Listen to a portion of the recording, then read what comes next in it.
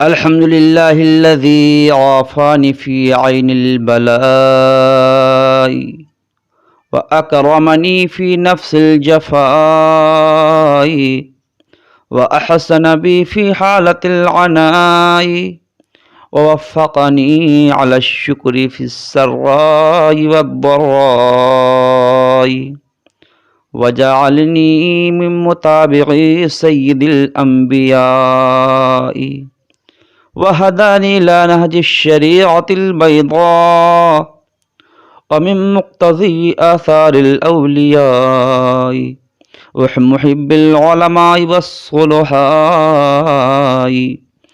والصلاة والسلام على سيد السادات دافع البليات والآفات داعي الخيرات والحسنات والبركات سید العالمین شفیع المذنبین امام المرسلین سیدنا وحبیبنا وقبیبنا وقبیب قلوبنا وشفائنا وشفاء صدورنا ونبینا ومولانا محمد حبیب رب العالمین صلوات اللہ تعالی اتمها وتسلیماته اکملها وتحیاته اجملها وبرکاته انوامها واحسنها علیہ وعلیہم وعلی آلہ واصحابہ اجمعین، اما بعد فاعوذ باللہ من الشیطان الرجیم، بسم اللہ الرحمن الرحیم،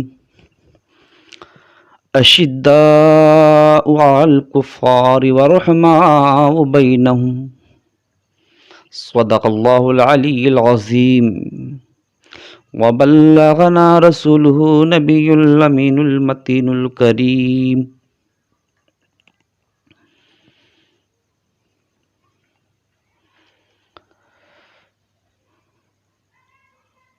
پروردے رسول، اقلیم ولایت کے تاجدار،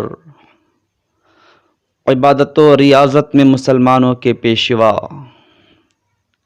زمانے رسالت میں بدر سے لے کر آخری غزوے تک میدان شجاعت کے تاجدار، خصوصاً معرکہ خیبر کے شہسوار، رسول اللہ کے غمخوار، خلفائے ثلاثہ کے خیر خواہ، تمام صحابہ کے محبوب، رسول اللہ کے محب صادق، جنہیں اللہ تعالیٰ نے اپنی محبت کا مزہ دیا، جن سے بغض رکھنا کفر، جن سے محبت کرنا ایمان، حضور کی وہ لاڈلی صاحبزادی جو مجلس میں آئیں تو حضور کھڑے ہو جائیں، جن کی سواری میدان محشر سے گزرے تو تمام اہل محشر کی گردنیں جھک جائیں، ایسی گرامی مرتبت شہزادی خاتون جنت سیدتنا فاطمہ زہرا رضی اللہ تعالی عنہا کے شوہر، جنت کے جوانوں کے سردار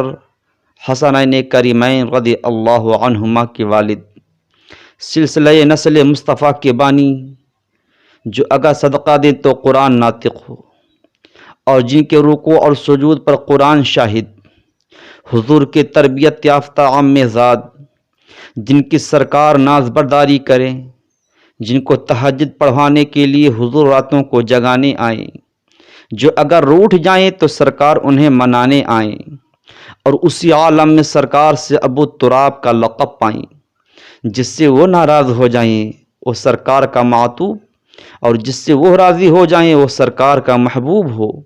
اندھیری راتوں میں ساحل مراد تک پہنچنے کے لیے جہاں آسمان ہدایت کے ستاروں کے بغیر گزارا نہیں، وہاں ان کے سفینہ کے بغیر بھی کوئی چارہ نہیں۔ اور ان کی پیدائش بھی بڑی عجیب و غریب، شہادت پائی تو مسجد میں، جن کی زندگی کا محور آغاز سے انجام تک اللہ تعالیٰ کا گھر تھا۔ جب تک دنیا میں رہے تو اللہ کی خاطر دنیا سے گئے تو اللہ کی خاطر، جنہوں نے اپنے شہزادوں کو تربیت بھی ایسی دی کہ دونوں نے شہادت پائی۔ یہ سارا خاندان ہی شہداء کا تھا۔ رسول اللہ خاتم الانبیاء تھے اور یہ خاتم الخلفاء تھے۔ یہ وہ ہیں جن کے محبت میں جینا عبادت ہے، جن کی محبت میں مرنا شہادت ہے۔ انہی کو علی مرتضیٰ کہتے ہیں۔ علی مرتضیٰ رضی اللہ عنہ کا نام علی بن ابی طالب تھا، کنیت ابو تراب اور ابو الحسن تھی، اور حیدر آپ کا لقب تھا۔ آپ نجیب الطرفین ہاشمی حضور صلی اللہ علیہ وسلم کے سگے عامی ذات تھی۔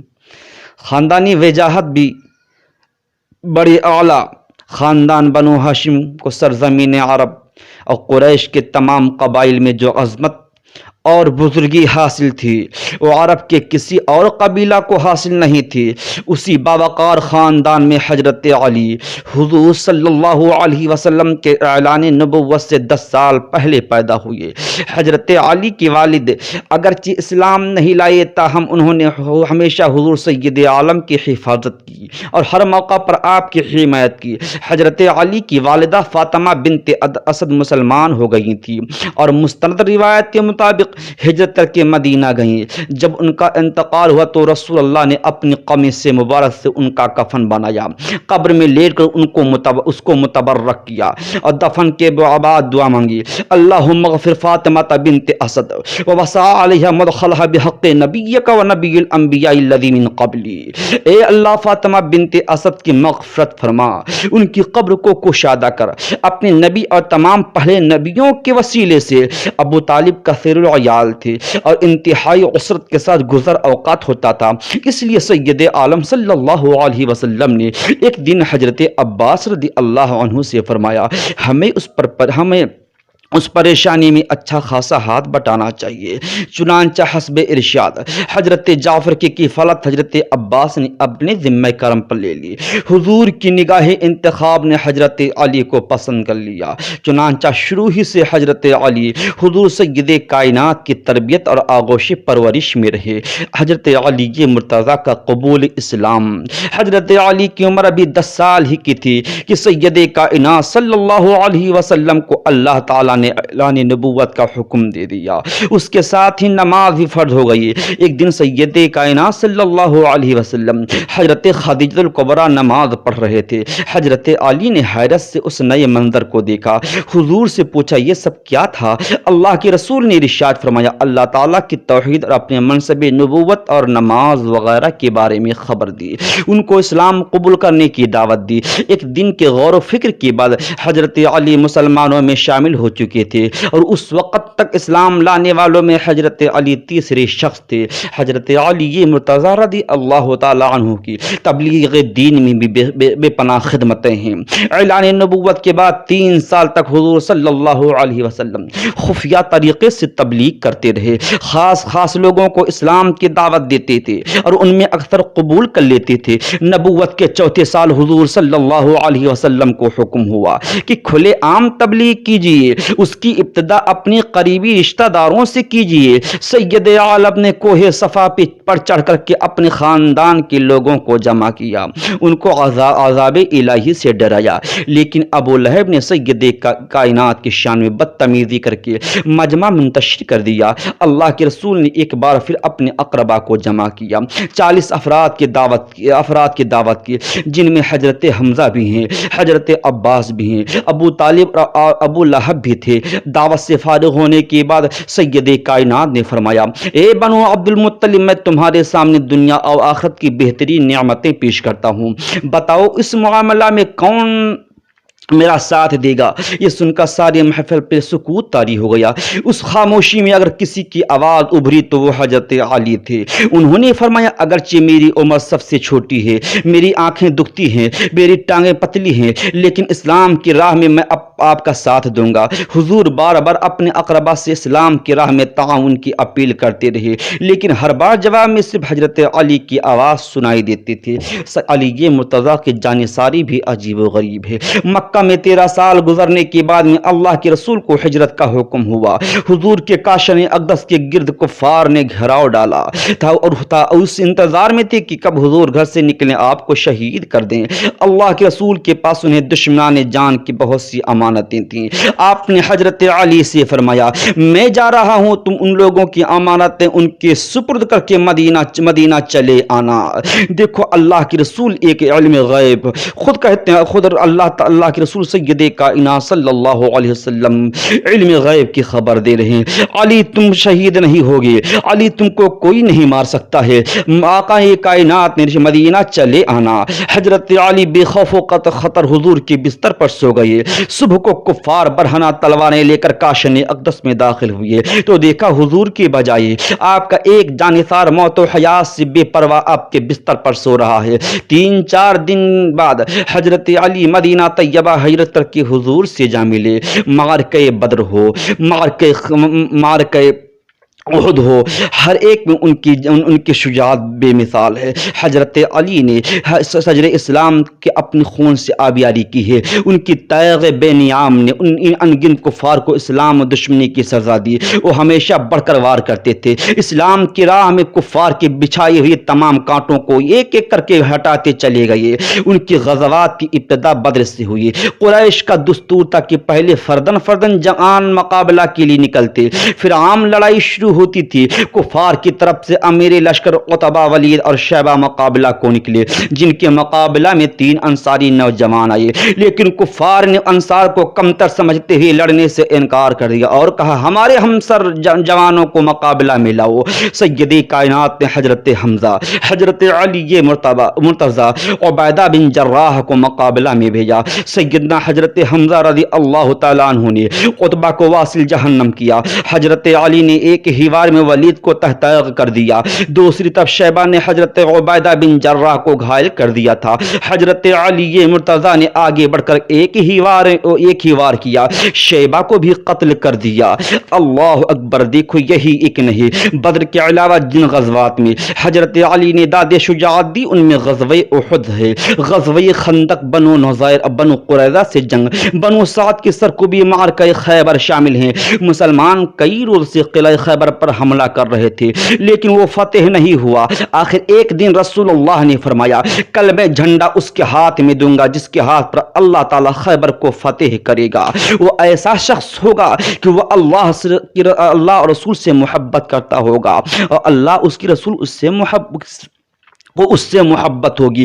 دوسرے دن تمام صحابہ سرکار کی طرف دیکھ رہے تھے کہ وہ کون خوش قسمت ہے جن کو حضور فتح کا جھنڈا دیتے ہیں۔ سب کے دل میں آرزو تھی، سب طالب تھے، سب کی نگاہیں سرکار کے جنبش لب کو ڈھونڈ رہی تھیں، سرکار کی نگاہیں حضرت علی کو تلاش کر رہی تھیں۔ پوچھا علی کہاں ہیں؟ صحابہ کرام نے عرض کیا علی بیمار ہیں، فرمایا بلاؤ۔ حضرت علی آئے، پوچھا کیا تکلیف ہے؟ عرض کیا آنکھیں دکھتی ہیں۔ آقا کائنات صلی اللہ علیہ وسلم نے اپنا لعاب دہن حضرت علی کی آنکھوں میں ڈالا۔ حضرت علی فرماتے ہیں کہ لعاب دہن پڑنے کی دیر تھی، ساری تکلیف جاتی رہی، پھر کبھی دوبارہ آنکھوں میں تکلیف نہیں ہوئی۔ اس کے بعد سید عالم صلی اللہ علیہ وسلم نے حضرت علی کو جھنڈا عطا کیا، فرمایا پہلے انہیں اسلام کی دعوت دینا، اس کے بعد ان سے جنگ کرنا۔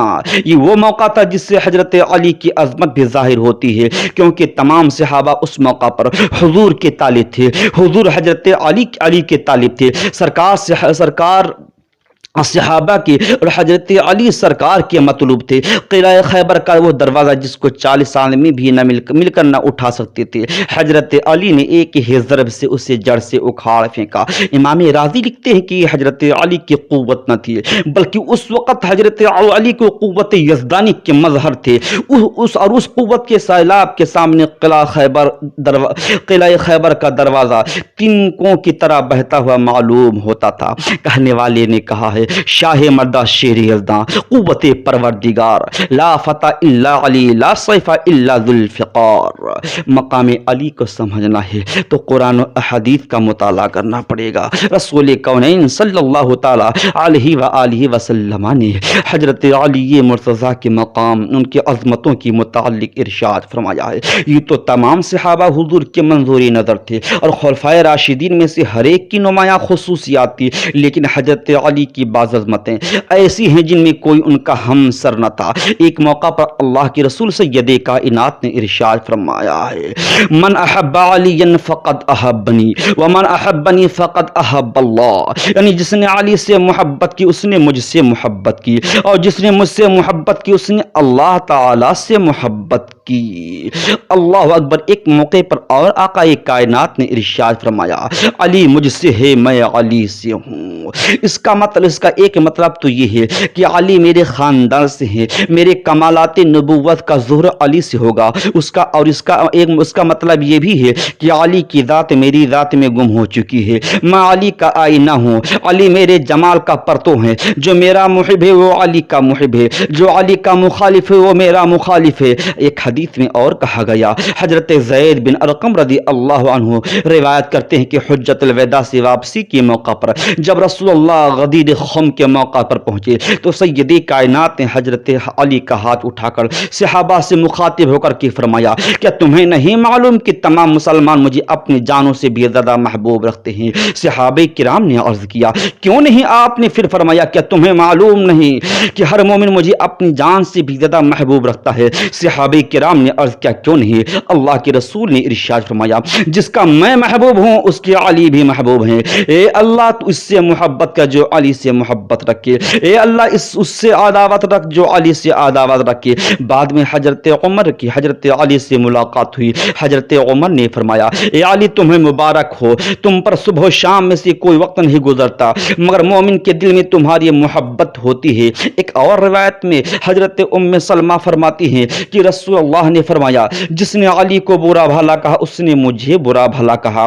حضرت علی خود بیان کرتے ہیں، رسول کونین نے مجھ سے فرمایا کہ تم میں اور حضرت عیسیٰ کی مشابہت ہے، یہود نے ان سے بغض رکھا حتیٰ کہ ان کی ماں پر بہتان باندھا، نصارہ نے ان سے محبت کی، ان کو عبدیت کے منصب سے اتار لیا اور اس منصب پر فائز کر دیا جو ان کا منصب نہ تھا۔ پھر حضرت علی نے فرمایا، دو فرقے میری ذات کے بارے میں عقائد بنا کر گمراہ ہو جائیں گے، ایک وہ جو مجھ سے محبت کرنے میں حد سے تجاوز کرے گا، دوسرا وہ جو مجھ سے بغض رکھے گا۔ حضرت علی یہ مرتضی بیان کرتے ہیں، اللہ کے رسول نے فرمایا، میں حکمت کا گھر ہوں، علی اس کا دروازہ ہے۔ ایک روایت میں یوں ہے، میں علم کا شہر ہوں، علی اس کا دروازہ ہے۔ حضور نے اپنی حیات مبارکہ میں دو بار حضرت علی کو اپنا خلیفہ بنایا۔ ایک بار جب ہجرت کر کے مدینہ تشریف لے گئی تو کفار کی امانتیں سپرد کرنے کا علی کو سونپ آئے۔ دوسری بار جب غزوہ تبوک کے موقع پر تشریف لے گئے تو اہل مدینہ کی حفاظت کے لیے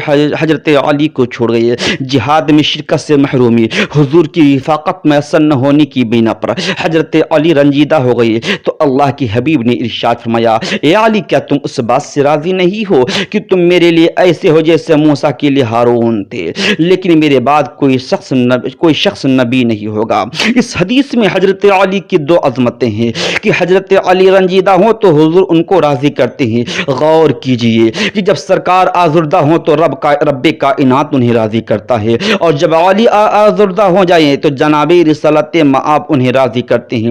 دوسری عظمت اس وجہ سے ہے کہ سرکار دو عالم صلی اللہ علیہ وسلم نے فرمایا، تم تو حضرت ہارون کے قائم مقام ہو لیکن میرے بعد کوئی نبی نہیں ہو سکتا۔ اس سے معلوم ہوا کہ حضرت علی ان تمام اوصاف اور خصوصیات کے حامل تھے جو ایک نبی میں ہوتی ہے، لیکن چونکہ حضور خاتم النبیین ہیں اس لیے حضرت علی کو نبوت نہیں دی گئی۔ علامہ آلوسی بیان کرتے ہیں، حاکم وغیرہ نے سند متصل کے ساتھ حضرت عبداللہ بن عباس رضی اللہ عنہما سے روایت کیا کہ ابن سلام اور ان کی ایک جماعت رسول اللہ کی خدمت میں حاضر ہوئی. عرض کیا یا رسول اللہ ہمارے گھر دور ہیں اور نہ اس مجلس کے سوا ہماری کوئی مجلس ہے. ہماری قوم کو جب معلوم ہوگا کہ ہم اللہ تعالیٰ اس کے رسول پر ایمان لا چکے ہیں تو ہم سے قطع تعلق کر لیں گے. ہمارے ساتھ بات چیت اٹھنا بیٹھنا نکاح وغیرہ تمام تعلقات منقطع کر لیں گے. نبی کریم نے ارشاد فرمایا اللہ اس کا رسول تمہارا مددگار ہے. آپ مسجد میں تشریف لے گئے. کچھ صحابہ قیام میں تھے, کچھ رکوع میں تھے. حضور صلی اللہ علیہ وسلم نے انہی لوگوں میں سے ایک سائل کو دیکھا. آپ نے پوچھا تمہیں کس شخص نے کچھ دیا ہے؟ سائل نے کہا ہاں, چاندی کی ایک انگوٹھی. فرمایا کس نے دی ہے؟ اس نے حضرت علی کی طرف اشارہ کیا اور کہا اس شخص نے جو نماز پڑھ رہا ہے. حضور نے استفسار فرمایا کس حالت میں دی ہے؟ سائل نے کہا حالت رکوع میں. حضور نے خوشی سے نعرے تکبیر بلند کیا. پھر یہ آیت تلاوت فرمائی انما ولیکم اللہ ورسولہ والذین آمنوا الذین یقیمون الصلاة ویؤتون الزکاة وهم راکعون. اللہ تعالیٰ اور اس کا رسول ایمان والے تمہارے مددگار ہیں جو نماز پڑھتے ہیں اور حالت رکوع میں صدقہ دیتے ہیں. اس آیت میں علی مرتضیٰ کی کئی وجہ عظمت ظاہر ہوتی ہے. اول اس وجہ سے کہ حضور صلی اللہ علیہ وسلم نے حضرت علی کو اس آیت کا مصداق قرار دیا, اس پر مسرت کا اظہار فرمایا, خوشی سے نعرے تکبیر بلند کیا. اور ثانیاً اس سے یہ معلوم ہوا کہ نگاہ رسالت میں حضرت علی ایمان والے ہیں. یوں تو سارے صحابہ ایمان والے ہیں, لیکن جن کو خود سرکار فرما دیں کہ یہ ایمان والے ہیں ان کے ایمان کی کچھ اور بات ہے.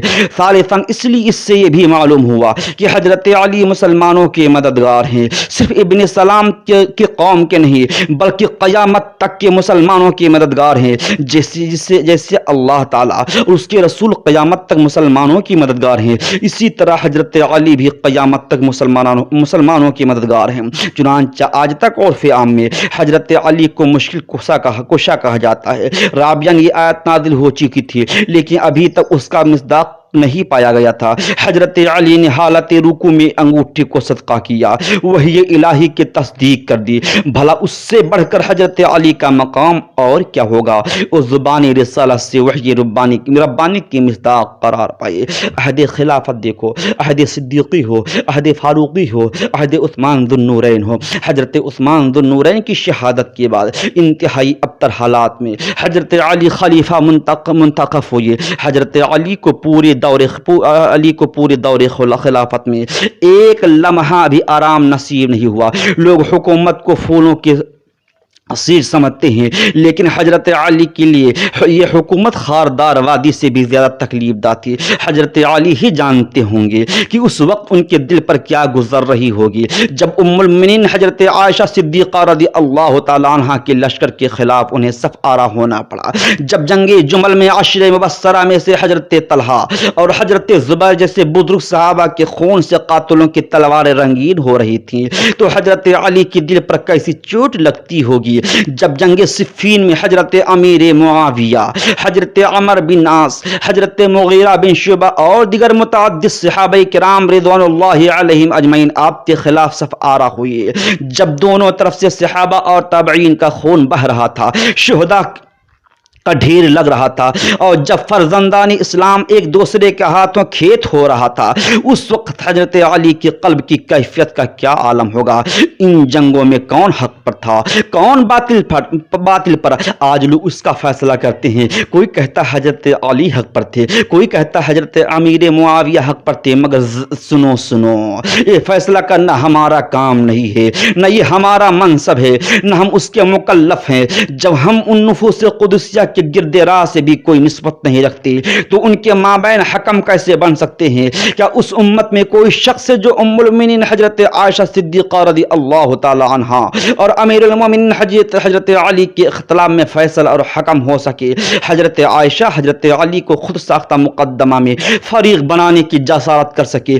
ہمارے نزدیک تمام صحابہ محترم ہیں. فتح مکہ سے پہلے اسلام لانے والے صحابہ ہوں یا فتح مکہ کے بعد اسلام لانے والے صحابہ, اللہ تبارک و تعالی نے تمام صحابہ کے بارے میں فرمایا وَكُلًّا وَعَدَ اللَّهُ الْحُسْنَى، اور اللہ تعالیٰ نے تمام صحابہ سے جنت کا وعدہ کر لیا۔ البتہ جمہور علماء اسلام کا اس بات پر اتفاق ہے کہ اس مناقشہ میں حضرت علی مرتضیٰ کی رائے صحت اور ثواب پر مبنی تھی۔ حضرت امیر معاویہ رضی اللہ عنہ کی رائے کو خطا لاحق ہوئی، لیکن یہ اجتہادی خطا تھی۔ اس خطا کی بنا پر حضرت معاویہ کی شان کم کرنا یا ان کو برا کہنا جائز نہیں ہے، کیونکہ ان کو اپنے اجتہاد پر اجر ملے گا۔ حضرت امیر معاویہ رضی اللہ عنہ رسول اللہ کی محترم صحابی ہیں، آپ کے برادر نسبتی ہیں اور کاتب وحی ہیں۔ رسول اللہ نے ان کے لیے ہدایت پر قائم رہنے اور ہدایت دینے کی دعا کی ہے، جیسا کہ کتب احادیث میں ہے۔ البتہ اس بات سے کوئی شخص انکار نہیں کر سکتا،